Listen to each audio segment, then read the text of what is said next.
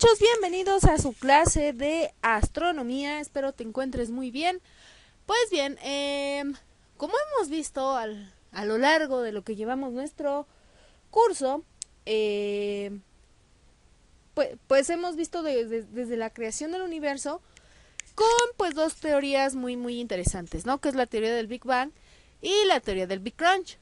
Posteriormente estuvimos pues viendo lo de las formaciones de galaxia, formaciones de un sistema solar, etcétera, ¿no? Fases de la luna. Y la clase pasada, pues vimos un poquito de la evolución de lo que es el planeta Tierra. Sin embargo, en esta clase vamos a ver la evolución, pero de la vida humana, como nosotros la conocemos, pues en nuestros días, ¿no? Ahora, la Tierra no sería Tierra si no tuviéramos pues todas las especies, ¿no? Pero en esta clase simplemente vamos a estar hablando de la evolución como humanidad y nuestra última clase vamos a estar hablando de la evolución pero a partir de las eras geológicas, ¿vale? Y vamos a enfocarnos pues en esta clase solamente en la humanidad de los seres humanos. Y la siguiente clase pues sí vamos a ver un poquito más pues en general a las especies. Aclaro, no me voy a enfocar en un genoma o en un mapa genómico, pero pues sí vamos a hablar sobre las eras y cómo fueron evolucionando y quiénes aparecieron en ciertas eras geológicas, ¿vale? Por lo tanto, en esta clase pues vamos a conocer cómo hemos ido evolucionando los seres humanos y vamos a concluir pues la evolución de la vida, pero específicamente de los humanos, ¿vale? Ahora, existen varias teorías sobre el origen y la evolución de la vida. Prácticamente nosotros venimos desde un microorganismo y hemos estado pues adoptando diferentes, o más bien evolucionando en diferentes especies, por decirlo así, ¿no? Aquí, por ejemplo, podemos observar que evolucionamos como parece de un microorganismo, como una especie de espirilo, ajá, y obviamente pues fuimos evolucionando y no es que hayamos sido un pez, pero sí tenemos por ahí unos genomas, bueno, unos genes muy similares a los del pez, a los del mono y obviamente al ratón, incluso hasta de un plátano. Y del cerdo, ¿no? También ya por ahí salió. Y esta imagen solamente representa pues una idea, ¿no? No quiere decir que obviamente hayamos sido así al 100%, es una teoría, pero al final de cuentas pues sí, ¿no? De acuerdo a lo que nos dice Darwin, pues sí, más que nada tenemos un genoma muy parecido a lo que es el mono, ¿no? Ya muy diferente de que, el mono evolucionó y Australopithecus y Homo erectus y Homo sapiens sapiens, etcétera, muy independiente de ese aspecto, pues sí, ¿no? Este es el origen y la evolución de la vida humana. Pero antes de hablar pues de vida humana necesitamos conocer, como ya te lo dije, o identificar las diferentes teorías del origen de la vida. Existen pues la teoría quimiosintética, la teoría endosimbiótica, también la teoría de Lamarck, la teoría de Darwin, etcétera, ¿no? Entonces, y obviamente pues tenemos diferentes pruebas que nos hacen pues evidenciar, ¿no? Evidenciar esta parte de lo que es la evolución. Y para ayudarnos a esta teoría de las evidencias de la evolución, pues nos vamos a ayudar de lo que son la paleontología, la anatomía, la embriología genética y obviamente la biogeografía, que de hecho esta última la mencioné en la clase pasada, porque pues nos va a dar prácticamente o nos va a ayudar a explicar pues el simple hecho de cómo han ido evolucionando o los aspectos de una especie, ¿no? Bueno, esas son las teorías que ahorita vamos a estar trabajando, o al menos que vamos a estar conociendo, ¿vale? Entonces vamos a conocer cada una de ellas. Ahora sí, tenemos la teoría de la generación espontánea, también la de la panspermia, el creacionismo y la teoría de Oparin. Ahora, esas son muy similares a las que ya habíamos mencionado y las quise poner para que pues pudiéramos diferenciarlas de alguna manera, ¿no? Como ya te lo dije, vamos a estar trabajando y vamos a estar conociendo cada una de ellas. Ahora, la teoría de la generación espontánea surge a partir de la idea de que la materia inerte en una forma, como dice aquí, espontánea y sin proceso alguno. Ajá. ¿Cómo surgió esta? Pues a partir de las moscas. Hubo un experimento con unas moscas, ¿vale? Eh, que, bueno, con este experimento de unas moscas, como te decía, se fundamenta esta teoría, ¿no? Porque prácticamente viene desde los griegos, donde decían que a partir de la materia inerte, pues surgía la vida. Ajá. Y bueno, con el experimento de Reddy, que es este de las moscas, pues se comprobó eso. Eh, Dejaron prácticamente así como que carne a que se, pues sí, a que se pudriera. Entonces las larvas de las moscas, pues empezaron a nacer a partir de ahí. Ajá. O lombrices o cualquier tipo de, pues sí, de alimaña prácticamente. Tenía origen bueno, sí, tenía origen a partir de ese experimento. Vale, eso era lo de la generación espontánea, que prácticamente de la materia inerte sale nueva vida, ¿no? Y bueno, eso tiene origen desde los griegos, como te lo dije, y ya hasta que Louis Pasteur pues demostró definitivamente a mediados del siglo XIX que la teoría de la generación espontánea es una especie de falacia, o sea, mentira, porque pues llega a él a postular, ¿no? La ley de la biogénesis, que establece que todo ser vivo proviene de otro ser vivo ya existente. Ajá, o sea, prácticamente la teoría de la generación espontánea es como decir, eh, con respeto a todo mundo, yo nací de cuando mi mamá se murió, o sea, se embarazó y para que yo naciera, tuvo que morir. Así como que sí pasa, porque yo no lo descarto, que de hecho ni sería así, sería así como que ya o sea, la mujer está muerta prácticamente, o sea, sin vida, inerte, y así nacemos. O sea, no puede ser eso. Obviamente la teoría de la generación espontánea pues sí tuvo mucho auge, o sea, duró mucho tiempo en esa creencia, hasta que Luis Pasteur pues estableció otro tipo de teoría, ¿no? Y digo, no quiere decir que desde los griegos hasta Luis Pasteur pues esa teoría era la que todo mundo tenía que creer, pero sí era una de las más importantes. También tenemos la teoría de la panspermia. Ajá, que la teoría de la panspermia dice que para poder probar pues esta teoría se ha experimentado con los meteoritos y todo cuerpo celeste que se deposite en la Tierra, tratando de encontrar las esporas generadoras de vida extraterrestre, que no se han hallado vestigios que confirmen esto. Ok, ¿cómo es esto de la teoría de la panspermia? Según esta teoría quiere decir que nosotros venimos pues del cosmos. O sea que a partir de los cometas, de los meteoritos y todo ese cuerpo celeste que deja un rastro como la cola de los cometas, eh, como ya lo habíamos dicho, ¿no? O sea, sí llegan a tener ciertos microorganismos, pues sí, microorganismos que pueden estar vivos, a lo mejor caen a la Tierra, pero que de ahí nosotros nacimos, así como que, o sea, sí, pero tampoco es así, o sea, no nacimos nosotros como seres humanos bajando de un cohete, ni tampoco los monos bajando de un cometa.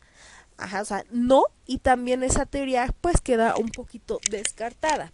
Ahora, lo que es la teoría del creacionismo es un poquito más controversial, ¿no? Porque sí llega a tener así como que su etapa de sí me creen, y obviamente pues esto es dependiendo pues la religión de cada quien, porque al final de cuentas en toda religión siempre hay un poder jerárquico. Ajá, a lo mejor para unos es Dios, para otros es Jehová, para otros no sé. La cosa es que alguien, Dios, Jehová, lo que sea o quien sea, pues nos creó. Ajá, y aquí como dice, los seres vivos aparecieron repentinamente y totalmente formados a consecuencia de un acto divino. Ajá. Es por ejemplo aquí, bueno, en la religión católica hace mucho que ya no leo mucho pues este tipo de teorías, bueno, la teoría del creacionismo para ser más específica, pero yo recuerdo que decía que Dios creó al mundo en 7 días y no me acuerdo en qué día apareció así como que el hombre, y que el hombre por la necesidad y por sentirse solo y ya Dios le creó a la mujer. O sea, muy independiente de eso, no pudimos, o más bien el creacionismo afirma que esa fuerza divina que es Dios, pues creó al hombre y de ahí de su costilla creó a la mujer y bla, bla, bla, bla, bla. O sea, eso es muy cultural, eso se respeta, pero tampoco pudimos saber, o sea, así por acto divino, aparecer con nuestras extremidades, o sea, ya un hombre o una, y mucho menos una mujer, ¿no? O sea, tampoco estamos formadas de arcilla o algo así. Pero eso es lo que se da a entender, o sea, de que no hubo como tal un proceso evolutivo, sino así como que ¡pum! Ahí está la creación de Dios, una creación divina, y eso es a lo que se refiere el creacionismo.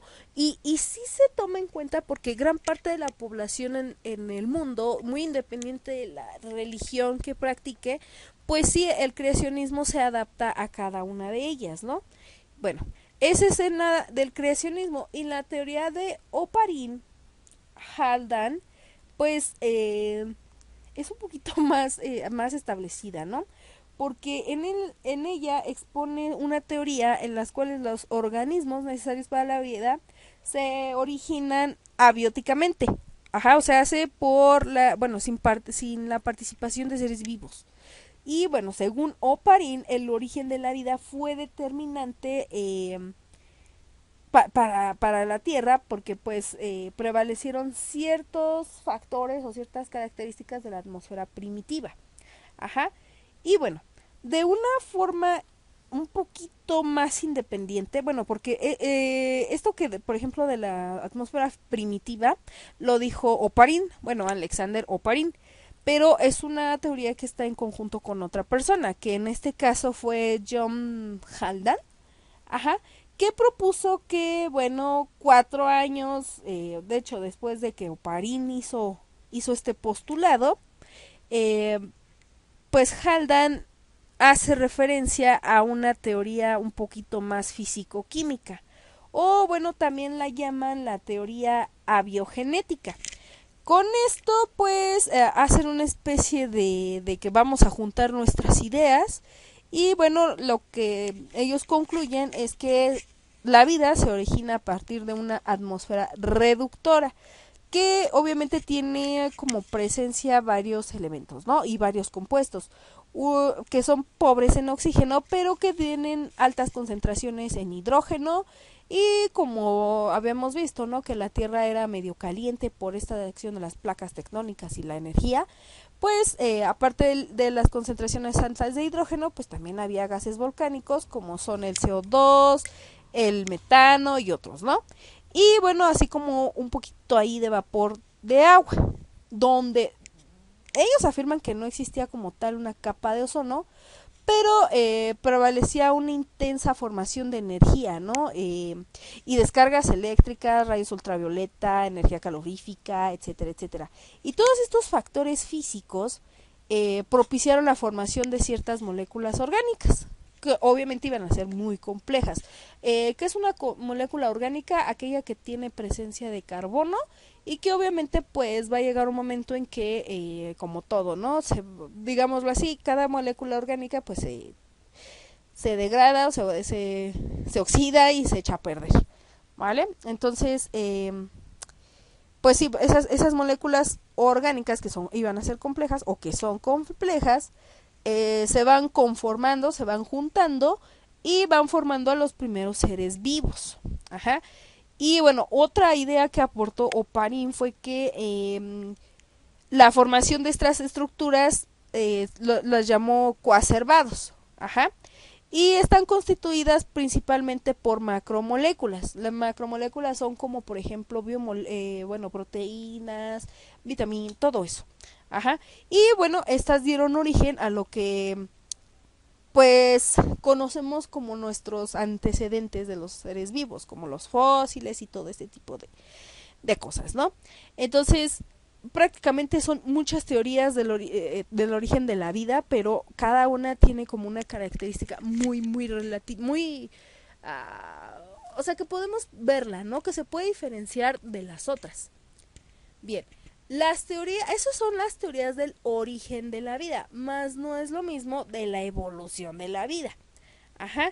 Eh, Antes de pasarme a las teorías evolutivas, está también la teoría de la endosimbiosis, que prácticamente postula que las células procariotas se combinaron para formar una célula eucariota, lo cual eso no es cierto, o sea, tenemos células tanto procariota como eucariota, y que cada fusión ocurría cuando una procariota más pequeña entraba a una célula como una especie de alimento o de fuente de energía, ¿no? Obviamente a una más grande. Ajá. Pero al no ser digerido adecuadamente, pues empezó a vivir dentro de la procariota, que es más grande, y es así como pues estas dos células convivieron y vivieron muchas generaciones prácticamente, y después de vivir muchas generaciones una dentro de la otra, pues desarrollaron especializaciones un poquito independientes, y es así como que casi dicen, ¿no? Que después de todas estas generaciones, la célula más grande se como que tomó el poder, ajá, al adquirir el alimento, y la más pequeña pues simplemente dijo, bueno, ok, yo no yo te ayudo a que hagas una especie de respiración y así me aproveches como energía, y así llega a un momento en que pues pasa directamente a una mitocondria, y ya, o sea, a partir de que la pequeña, o sea, dice, yo quiero ser tu alimento y hazme tu respiración, se pasa como que a la mitocondria y ya se vuelve célula eucariota, lo cual así como que tampoco es muy, o sea, no tienen mucho que ser comprobable, porque pues no, o sea, hay una célula eucariota y otra procariota, y obviamente nosotros somos organismos eucariotes, o sea, no tiene que ver con eso, pero bueno, no se descarta. Y bueno, sería nada más para aclarar eso, ¿no? Bueno, teorías al final de cuentas. Y bueno, ahora sí, de la evolución es de que ya se tiene al ser vivo, y ahora hay que entender cómo fue evolucionando, adaptándose y sobreviviendo, ¿no? Bien. ¿Cuáles son las teorías evolutivas más importantes? La de Lamarck, la de Darwin y la del neodarwinismo, que es la teoría sintética de la evolución, ¿vale? Entonces vamos a empezar con la del buen Lamarck. Lamarck, se llama de hecho Jean-Baptiste de Monnet, fue el caballero de Lamarck, que fue un naturalista francés. Por eso, de hecho, su nombre lo delata, ¿no? Su origen, Jean-Baptiste. En 1809, pues publicó lo que es la Philosophie Psychologie, eh, perdón, así no se pronuncia, Philosophie Zoologique, donde expuso las primeras ideas razonadas sobre la evolución. Ajá. ¿Y cuáles fueron pues sus principales aportes? Prácticamente Lamarck dio tres postulados, ¿no? Dentro de su teoría de la evolución, que fue prácticamente la premisa central de la hipótesis, que giraba alrededor de dos ideas fundamentales, una que era la influencia del medio y otra de los factores hereditarios, pero hubo una tercera, ¿no? Entonces, que hablaba sobre el uso y desuso de ciertos órganos, pero bueno, te voy a explicar, o sea, eran dos hipótesis, pero con tres postulados, ¿va?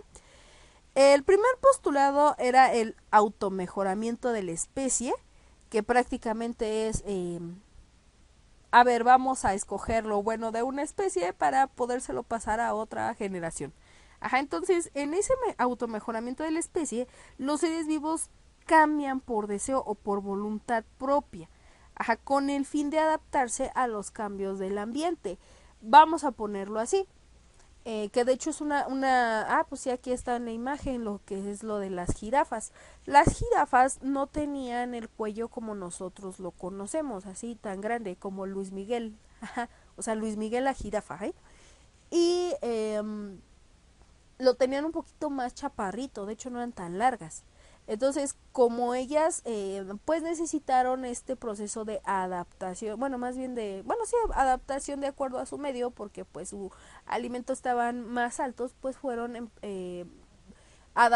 mejorando este aspecto de su genética para poder pues tener esa parte mejorada, ¿no? En la siguiente generación. Entonces vamos de generación en generación y en generación y las jirafas van creciendo. ¿Por qué? Porque tienen que automejorarse para poder sobrevivir, porque si no, pues se iban de mineras, ¿no? O sea, se paloyo. Eso es lo que se le denomina como automejoramiento de las especies y que obviamente dependía mucho de la influencia de su medio donde se desarrollaban pues dichos cambios. El siguiente postulado habla sobre el uso y desuso de los órganos. Ajá. Que bueno, los órganos o estructuras que no se utilizan o se atrofian, o sea, se dañan o como sea, ¿no? El chiste es que no los van a utilizar. Entran en una gestión hasta, digamos, desaparecer, ¿no? Y mientras que los órganos que sí son utilizados, pues tienden a desarrollarse de una mejor manera. Vamos a explicarlo un poquito mejor.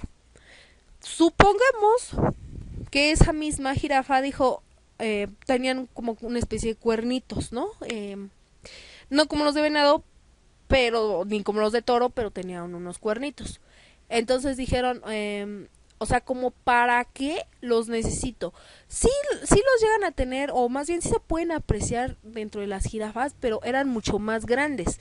Ajá, pero supongamos que evolucionaron y ya no los necesitan. Entonces, así como que dentro de su genética, que es muy extraña la genética, pero muy interesante, dijeron, o sea, como para qué los necesito tan grandes si o tan pesados si yo lo que necesito es un cuello largo. Entonces desechan la idea de los cuernitos y empiezan a desarrollar mucho mejor o de una manera que ellos puedan aprovechar pues la parte de su cuello, ¿no? Entonces eso era lo que a lo que se refiere este postulado del uso y desuso de los órganos.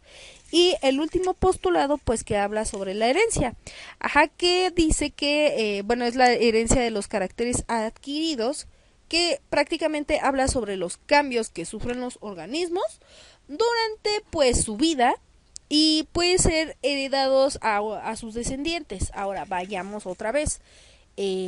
Estas jirafas estaban chaparritas y en el momento en que ellos necesitan pues ese proceso evolutivo porque necesitan comer, pues van dejándole a su próxima hija jirafa, ¿no?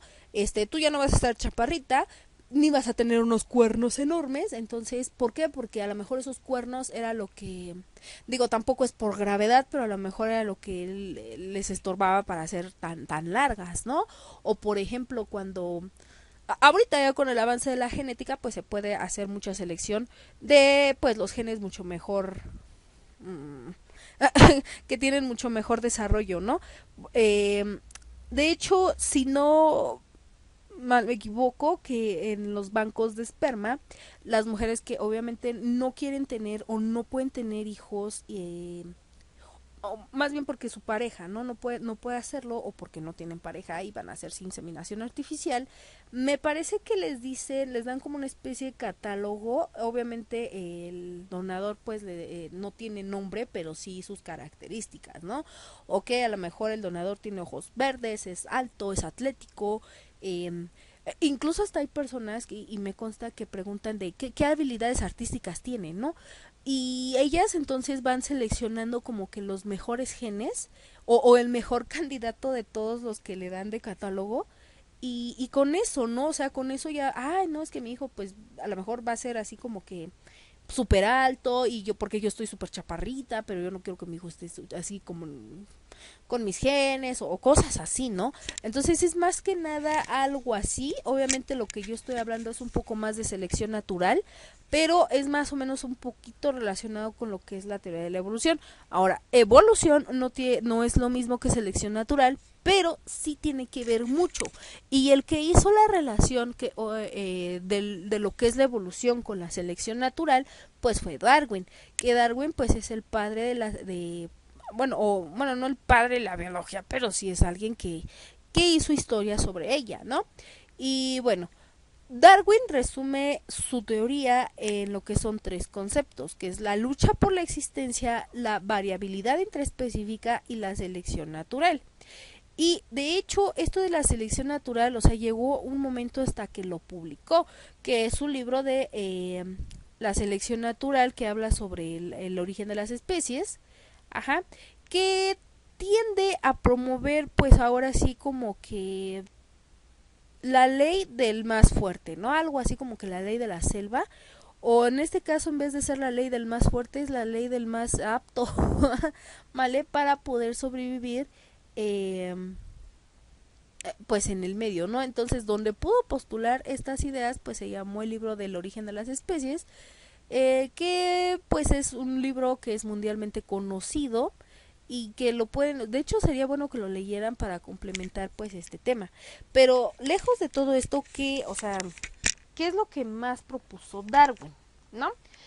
Bueno, para empezar, fue un naturalista inglés, de hecho se llama Charles Darwin, y de hecho me parece que él hacía muchos estudios sobre la psicología, pero pues por alguna extraña razón se interesó en este aspecto natural de la vida y pues dio muchos aportes hacia la biología. Sus experimentos los basó mucho cuando hizo un viaje a la isla de los Galápagos, creo que así se llama. Sí, sí, esa isla está muy cerca del Ecuador. Entonces, en sus observaciones, él vio los piquitos de unas aves que eran, ay, ¿cómo se llama? Pinzones. Ajá. De los pinzones vio mucha diferencia entre los picos. Entonces, debido a que pues él estaba prácticamente en un aislamiento, pues lo obligó a concentrarse y a ver ciertas condiciones de alimentación de estas aves. Ajá, y vio que, digamos, ¿no? Que con el paso del tiempo o con las generaciones que pasaban de las aves, pues modificaban como que un poco el pico. Ajá. Y que obviamente pues hacían como, vamos a ponerlo así, se adaptaba esos pinzones y se empezaban a reproducir. Y solamente vivían los que tenían una mejor adaptación en cuanto a esa alimentación, porque los demás así como que, pues sí, se iban para lo yo y se iban de mineros. Ajá, entonces eso es lo que estableció Darwin. Sin embargo, hubo alguien que le ayudó a complementar un poco más su teoría, que ese que le ayudó a complementar su teoría se llama Alfred Wallace, y pues, o sea, sí llegó a las mismas conclusiones o al menos similares que Darwin, pero se basó en una cantidad mucho menor de datos, porque Darwin, pues, o sea, se enclaustró y empezó así como que observar. Eso era lo bueno de Darwin, que observaba mucho, pero observaba demasiadas cosas, y a veces de esas demasiadas cosas se volvía repetitiva un poco la investigación. Fue hasta que Wallace dijo, no, espérate, vamos a poner un poquito más de orden y vamos a confirmar lo que pues tú ya me dijiste, ¿no, Darwin? Entonces, a partir de esas observaciones, pues Darwin y Wallace pues presentaron sus trabajos continuamente y formularon una teoría de selección natural que se resumen en 5 puntos muy importantes, que son la variación, que depende obviamente de los organismos cuando presentan ciertas variaciones azarosas en muchas de sus características. A lo mejor a eso de azar es de que no sabes qué va a presentar. A lo mejor en una de esas tienes un mono araña que tiene su colita muy característica, pero a lo mejor no necesita tanto como que la colita, sino de un poquito más de como que en sus manitas que agarre pues fruta o ese tipo de cosas, ¿no? Eso es a lo que se le llama variación. Digo, sigue siendo el mismo mono araña, pero con una variación. A lo mejor él no es muy hábil en la colita, pero sí en atrapar la fruta. También era la sobreproducción, que obviamente establece que al reproducirse un organismo o los organismos generan más descendencia de lo que pueden sobrevivir. Casi, casi estilo conejos, pero por dos. Entonces, a lo mejor no era tanto de un control de natalidad entre especies, porque obviamente tú pones un conejo y no te van a estar haciendo así como que una plática de planeación familiar, pero sí llega un momento en que no puede una especie o no es conveniente para una especie tener más descendencia de la que puede soportar o de la que puede manejar un progenitor. También está sobre la lucha de la existencia, que aquí es prácticamente casi la ley de la selva, perdón, donde dice que si nacen más organismos de los que el medio puede mantener, se pierde como esta especie de balance, ajá, y bueno, en muchas de las especies empieza esta lucha por la supervivencia o por la existencia, ¿no? Donde pues se ve comprometido la estabilidad de otra especie. Y una cosa es que el hombre empiece a matar a diestra y siniestra especies, que es prácticamente una cosa irónica en esto, pero otra cosa es de que entre especies pues se llegue a este momento de caza o de que ya no exista una especie, porque de hecho creo que con el pájaro dodo pasó algo, o sea, hace mucho que no existe ya el pájaro dodo, pero ¿cómo sabes que existió el pájaro dodo, no? Y pues sí, no fue tanto por la existencia o porque hubiera seres humanos dentro de su medio, ¿no? Pero pues dejó de existir, ¿por qué? Porque a lo mejor fue la acción de otra especie o porque las condiciones ambientales no eran adecuadas para él, etcétera, qué sé yo. Pero ahí empieza así como que no necesariamente es de que una especie mate a otra, o por ejemplo el humano que se ponga a cazar como loco, pero que también el medio, el clima, el ecosistema pues interviene mucho en este aspecto de qué tan fuerte eres para sobrevivir a un clima extremo, por ejemplo. Otro factor es el de la supervivencia más apto, ajá, que se relaciona mucho con el anterior. Aquí es prácticamente lo que les decía, que el medio va a adaptarlos, los va a obligar así como que, no, espérate, o sea, yo te pongo unas condiciones súper extremas, hace mucho frío, entonces tu obligación como especie es o sobrevives o mueres en el intento. Ajá, entonces aquellos que tengan esas características más favorables para sobrevivir en este medio, eh, pues es el que prácticamente gobierna, ¿no? Supongamos un ejemplo, en el polo norte, pues cerca de lo que es Siberia, pues hace demasiado frío, ¿no? Porque está, imagínate, es parte de Rusia, es territorio ruso. Entonces hace demasiado frío, por eso los osos polares desarrollaron esa adaptación y esa especie de evolución también para poder sobrevivir, por eso tienen ese pelaje. De hecho, si tú le quitas ese pelaje a los osos polares, no son blancos. Ajá. Eh, eso es algo característico. Entonces, hay que ver cómo es como especies que nosotros sobrevivimos. Porque, por ejemplo, una especie que a lo mejor es grotesca, pero es fascinante en el proceso evolutivo y en el proceso de adaptación, pues son las cucarachas. Ajá, las cucarachas han sido una especie milenaria, en ese aspecto, porque han sobrevivido catástrofes, han sobrevivido guerras nucleares, han sobrevivido de todo, y ellas siguen adaptándose a pesar del diseño que tiene, que sí a algunas personas les parece grotesco, a otras les da miedo. A mí honestamente se me hacen fascinantes porque digo, no las agarro ni las tengo de mascotas, pero imagínate, ¿no? O sea, todo lo que han pasado y las cucarachas sobreviven, y al grado de que les quitas la cabeza y la bendita cucaracha sigue viviendo por muchos días y más, y está pues ahí con bebés, ¿no?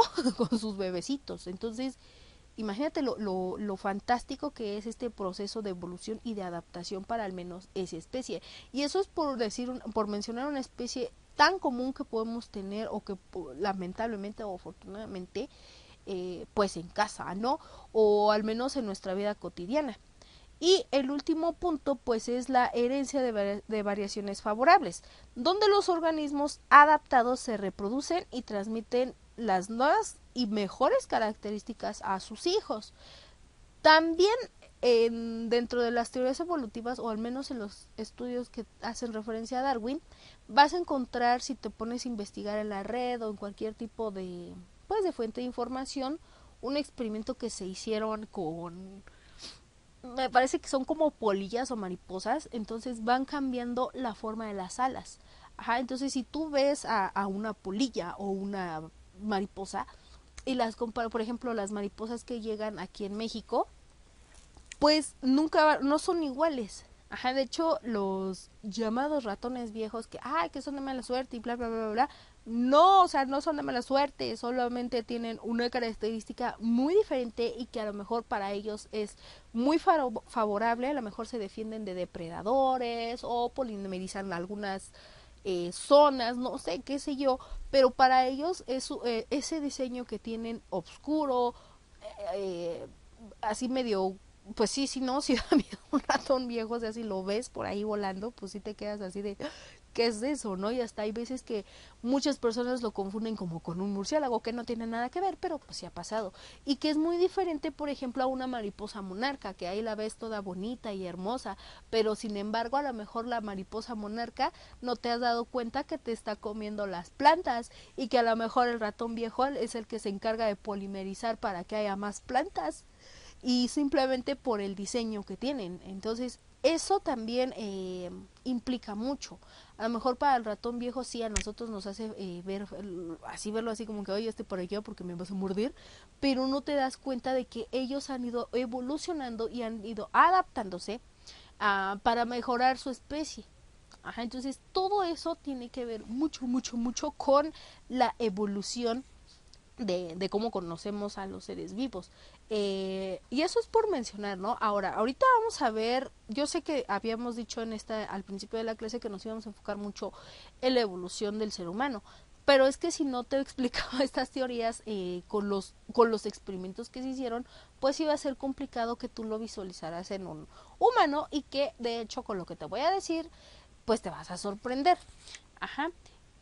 Aquí, por ejemplo, podemos ver lo que decía Lamarck, ajá, que a diferencia de Lamarck, Darwin pensaba que nacían jirafas con cuellos más largos o más cortos y sobrevivían solamente aquellas que habían heredado ese cuello suficientemente largo. Y de hecho ahí está, ¿no?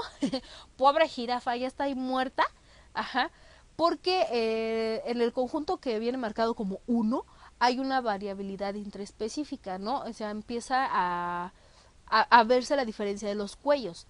Mientras que en el grupo 2 hay una lucha por la existencia, así como que no, y sácate, y es lo que habíamos mencionado, ¿no? Así como que yo te voy a ganar y muere, casi casi, o sea, así se ponen de intensas las cosas en el mundo animal y bueno, también en el mundo humano, ¿no?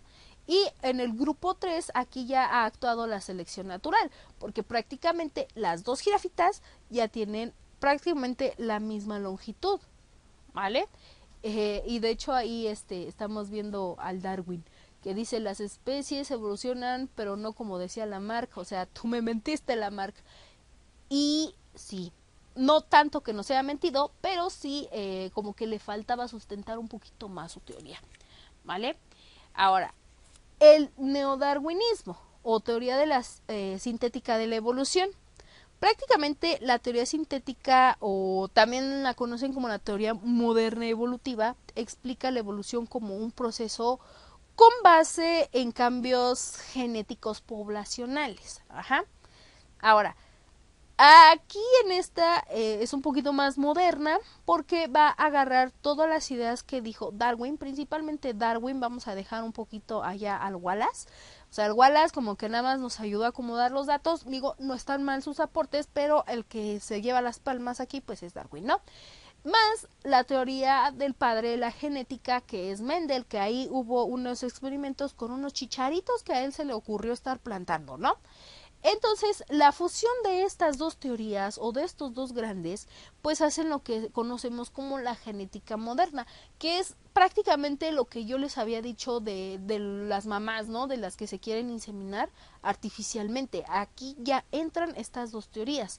Entonces, la evolución de una especie ocurre en cuanto a esta teoría, con el paso de mucho tiempo y de muchas generaciones, por lo que la población la población es la que te va a dar así como que sí, aquí está el mejoramiento, ¿no?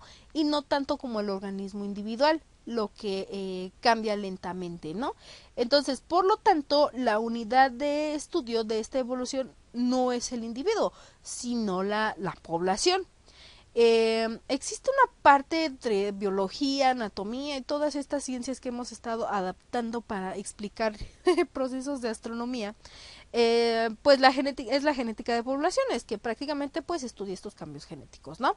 Entonces, con este proceso de genética, la población, o bueno, de los adelantos que es la genética poblacional, obviamente en una población, por eso se llama así, los individuos deben de vivir una proximidad física para que puedan reproducirse y realizar un intercambio de genes. Ajá.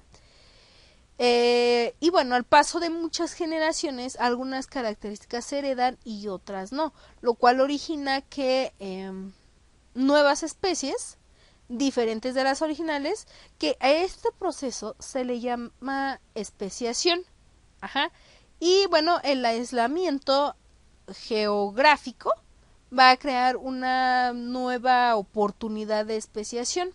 Ajá, prácticamente es estar escogiendo lo que a mí sí me sirve, estar desechando en su mayor parte a lo que no me sirve y solo me quedo con lo bueno. Ahora imagínate, ¿no? Si existiera Superman y si existiera la Mujer Maravilla, no, pues ahí sí estaría súper canijo, ¿no? De estar, de estar seleccionando los genes, porque por lo menos la Mujer Maravilla es fuerte, inteligente y sabia, pero Superman es súper fuerte y sabe volar. Entonces, como ¿qué agarrarías, no? Entonces, yo si tuviera esa oportunidad de hacer como que esa especie híbrida, pues agarraría la inteligencia de la Mujer Maravilla y su sabiduría y agarraría el poder de volar y de ser súper fuerte de Superman, ¿no? Que eso de ser súper fuerte, pues los dos lo tienen, eso es lo bueno. Entonces, no hay pierde en que sea el hijo de estos dos personajes, ¿no? Y eso estoy hablando de ficción. Ahora, si vemos a la realidad, los alemanes tienen el 20% de sus, bueno, de probabilidades de ser inmunes al SIDA. Entonces, como que los alemanes tienen, o sea, si se pusieran de verdad los científicos, y yo sé que lo están haciendo, ¿no? Pero si realmente nos pusiéramos a investigar bien, a lo mejor con los genes de los alemanes, pues podríamos sacar, yo podríamos, ¿no? Pero se podría sacar como que la cura del SIDA, ¿no? O al menos una vacuna, que de hecho ya en este 2020 ya por ahí nos dieron pues una alternativa, ¿no? Que ya ahí está en una nueva fase esta de la vacuna del SIDA. Pero supongamos que agarramos los genes de un alemán más la resistencia, por ejemplo, de un latino, ¿no? Pues a ciertas condiciones, bueno, no, de un latino no, porque Latinoamérica es la que está más infectada con SIDA. Pues digamos, ¿no? A un alemán con, no sé, con un asiático, una mezcla muy rara, pero a lo mejor si queremos hacer pues a un hijo a partir de ellos, pues podríamos ocupar, no sé, qué es característico de los asiáticos, aparte de sus ojos rasgados, ¿no? Pues digamos, ¿no? Que tienen buena organización, porque a lo mejor dices, no sé si lo tengo que ver en los genes, pero pues vamos a probarle, ¿no? Y agarrar el gen principal, que es el que necesitamos de los alemanes, de ser inmunes al SIDA, y a lo mejor tenemos una persona que puede ser inmune al SIDA o ese tipo de cosas. Ajá. A eso es lo que se le llama especiación. ¿Vale? Y bueno, también dentro de esta teoría sintética vamos a tener otro concepto, que es la reserva genética, que prácticamente es el conjunto de genes de una población, o sea que es la suma de genes de todos los individuos que componen a un nuevo individuo, o que van a componer a un nuevo individuo, ajá, y que este conjunto de genes se va a compartir en pues por medio de una reproducción sexual, porque digamos otra vez, o sea, somos seres eucariotes, ¿no? Y bueno, este proceso ocurre con el entrecruzamiento de organismos de una población, ajá, al que se le va a llamar pues flujo genético. Prácticamente es lo que yo les decía sobre pues este experimento que se podría hacer sobre un alemán y un asiático. Ajá. Y bueno, en esencia sería pues un cambio evolutivo por la variación de factores heredables, ajá, que son demasiado importantes, y obviamente pues por los mecanismos que se pueden presentar, como es la mutación o la recombinación genética. Ahora, estoy hablando de mutación, no quiere decir que te va a salir un tercer ojo o que te va a salir una tercer mano o un tercer pie o que vas a ser como una especie de pulpo. No siempre son puras mutaciones así. A lo mejor una mutación es, por ejemplo, tener heterocremia o por ejemplo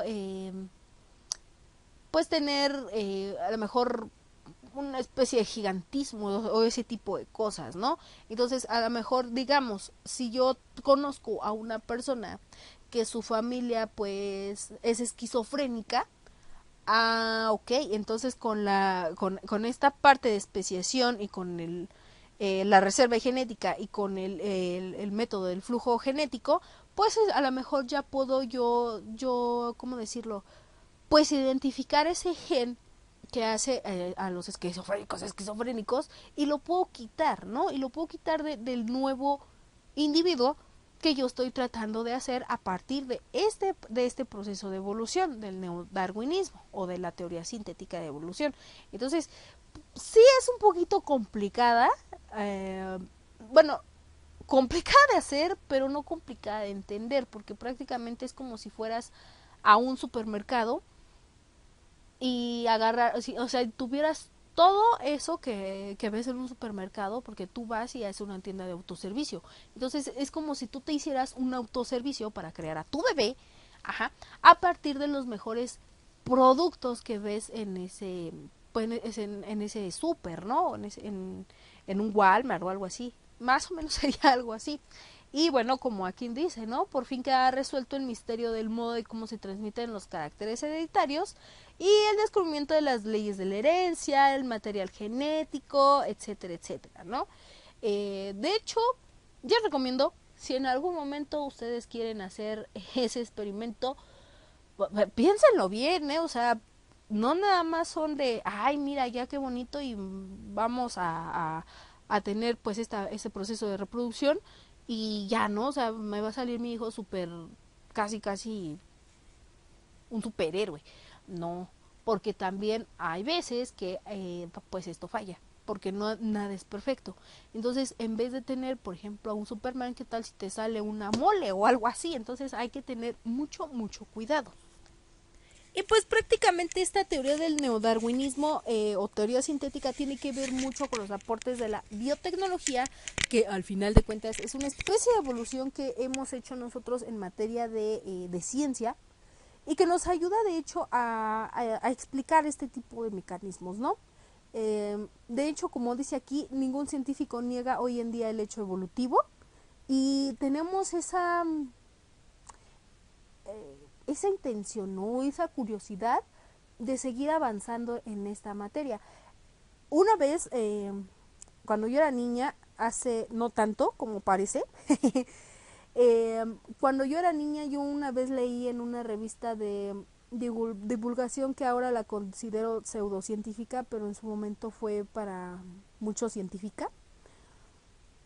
Pues leí y siempre me voy a acordar de eso porque pues siempre fui una niña que le interesó la ciencia, ¿no? Y yo me acuerdo que ahora sí, un punto es que iba a llegar un momento en que nosotros como seres humanos, debido al adelanto de la tecnología, por ejemplo con computadoras y todo ese tipo de cosas, que solamente íbamos a necesitar ciertos dedos que eran los que íbamos a ocupar más en la computadora y que existía incluso la creencia o la idea de que ya nada más íbamos a tener un dedo en nuestras manos porque ya todo lo íbamos a manejar como por medio de botones. Entonces, ¿te imaginas que sea cierto eso? Y digo, no lo descarto porque pues en ese momento que eran los 90, casi inicio de los 2000, pues uno no se imaginaba, ¿no? De que, pues, por ejemplo, tuviéramos teclados inalámbricos o que ya era muy fácil la conexión de internet. Bueno, que antes era muy difícil y que necesitabas, de hecho, conectarte por medio de una vía telefónica y que se escuchaba terriblemente el teléfono cuando estabas conectado a internet y que ahora ya no necesita, bueno, ya hay incluso, ¿no? Hasta servicios de que, sí, ya no quiero la telefonía, ahora solamente quiero el internet o solamente quiero los datos para mi teléfono. Entonces, todo eso va cambiando todo eso va evolucionando conforme nosotros también pues vamos evolucionando. Ajá. Y mira, aquí de hecho podemos apreciar un poco más lo de la recombinación genética, que pues ocurre en la meiosis. Ajá, ese es un proceso biológico que es sobre la reproducción celular. Ajá. Y pues dice aquí prácticamente papá pato conoce a mamá pata, y pues mamá pata puso a sus huevitos, y pues los huevitos obviamente nacen y pues tienen una selección natural, ¿no? Entonces habrá un patito feo, como dice aquí, quién sabe, habría que ver. Ajá. Pero cada uno de los patitos, pues a pesar de que los vemos igual, tienen diferentes características. A lo mejor uno puede volar mejor que el otro, a lo mejor uno puede nadar mejor que el otro, o como vemos aquí, ¿no? El pato pues bucea para obtener el alimento en el fondo de las lagunas, a lo mejor ese tiene otra habilidad. Pero cada uno, si tuvieran todos esa misma todas esas características, pues serían un super pato. Pero es muy difícil obtener en una especie pues las mejores características, o más bien en un individuo obtener las mejores características. Y sin embargo, con este adelanto de la biotecnología, pues nos dan o nos ayudan junto con la paleontología, anatomía y todas las ciencias que les mencioné, pues obtener esas pruebas de la evolución, ¿no? Por ejemplo, las pruebas paleontológicas, pues es prácticamente para verificar lo que son las eras geológicas o las épocas geológicas por medio de los fósiles, que eso es lo que vamos a estar hablando un poquito de las eras geológicas en nuestra próxima clase. También tenemos pruebas anatómicas, que pues son similitudes y diferencias que existen entre diferentes clases de organismos. Ajá. Y que las vamos a dividir en tres partes, que son las homólogas, analógicas o análogas, y las vestigiales, ¿no? Por ejemplo, las homológicas son, digamos, de origen embrionario. Ajá, entonces ahí podemos verificar cómo se han modificado pues ciertas funciones entre varios órganos, ¿no?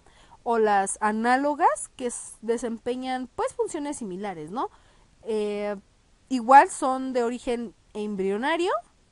Y bueno, aquí lo que nos va a indicar es la relación evolutiva cercana entre especies o entre órganos, ajá, o entre órganos de especies. A lo que quiero dar a entender es, por ejemplo, si tenemos un ala de un murciélago y la comparamos con un ala de una mariposa o con la de otra ave, perdón. Esas son como una especie análogas. Y las vestigiales, pues prácticamente pues son funciones muy esenciales, ajá. En el ser humano, pues ahí se observan, por ejemplo, las vértebras, las muelas, y de hecho con estas pruebas anatómicas hay alguna similitud con, por ejemplo, los forenses, cuando pues están encontrando los cuerpos o ese tipo de cosas. También hay pruebas embriológicas, que como su nombre lo dice, se basa a partir del desarrollo embrionario de un organismo, ajá.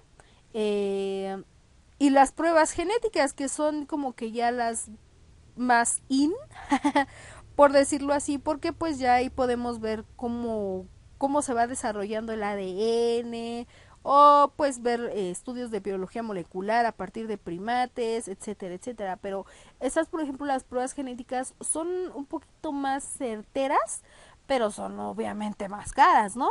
Y también pues tenemos las biogeográficas, que prácticamente pues nos ayudan a ver a partir del apoyo evolutivo de ciertas zonas, ¿no? Por ejemplo, como organismos que siguen en su propio camino evolutivo, ¿no? En la misma zona, en las mismas condiciones de su hábitat. Entonces, todas estas pruebas evolutivas nos ayudan incluso hasta determinar cómo es que nosotros o cómo es que el sistema solar, o en este caso el universo, se dio o tuvo ese origen. Si es muy difícil, si fue muy difícil, yo no digo que no, pero por medio de estas teorías y por medio de estas pruebas principalmente fue como dieron algunos científicos pues con esta o concordaron con la teoría del Big Bang o con la teoría del Big Crunch. Ajá, y cómo fueron que empezaron así como que, entonces si pongo esto aquí, o si hubo presencia de esto en este momento, pues se fue así como se formó un planeta o un sistema solar. Ajá, y que obviamente pues con esa curiosidad que ha evolucionado, pues también hemos podido encontrar como seres humanos o como la humanidad tiene esta parte de la evolución, ¿no? Y de hecho, como te lo mencioné al principio del video, nosotros pensamos, gracias a Darwin, que pues venimos del mono, ajá, o de los primates, pero estudios de los últimos tiempos han demostrado que a lo mejor no es cierto. Incluso hemos tenido un gran parentesco en el mapeo genético que demuestra un plátano, un ratón y un cerdo al de propiamente el mono. Ajá, entonces te imaginas que nuestra genética venga a partir de un plátano, pues está súper, o sea, un plátano lo vamos a evolucionar y se va a convertir en un ser humano. Suena descabellado, pero gracias, por ejemplo, a esta teoría del neodarwinismo, nos hemos podido, y con estas pruebas, pues obviamente genéticas, pues nos hemos podido dar a la idea de ese tipo de cosas. De hecho, también prácticamente hay otra teoría, otra idea, que dice que el humano tenía cola, o que puede desarrollar una cola, prácticamente como un Saiyajin, así como Goku, o como un chango. Y entonces te quedas así de, ¿es en serio? Y sí, y si nosotros lo pudiéramos observar y si nos pusiéramos a investigar, porque a mí en lo personal me encanta investigar este tipo de cosas, pues, porque llega un momento, sí, sí te da miedo, la verdad, pero también te quedas así de, ¿es en serio? Say what? O sea, quiero saber más, al menos yo lo hago así. Y sí te llega, ¿no? Esa pequeña duda, o incluso no nos vayamos tan extremos. ¿Cómo es que, por ejemplo, una persona pues a lo mejor lo estoy diciendo mal, pero así lo identificamos y sin ofender a nadie, a lo mejor una persona, por ejemplo, de raza negra, porque es que tiene un hijo albino o un hijo súper rubio. Ajá, entonces todas esas teorías es la que necesitamos, bueno, la que nos explican pues ese comportamiento genético, ¿no? Y sobre todo esta del neodarwinismo. Pero bueno, muchachos, hasta aquí la vamos a dejar. Esta es nuestra cuarta clase y en la siguiente pues vamos a hablar sobre las eras geológicas, ¿vale? Espero te haya gustado, espero que puedas investigar un poco más y nos vemos en el próximo video. Bye bye.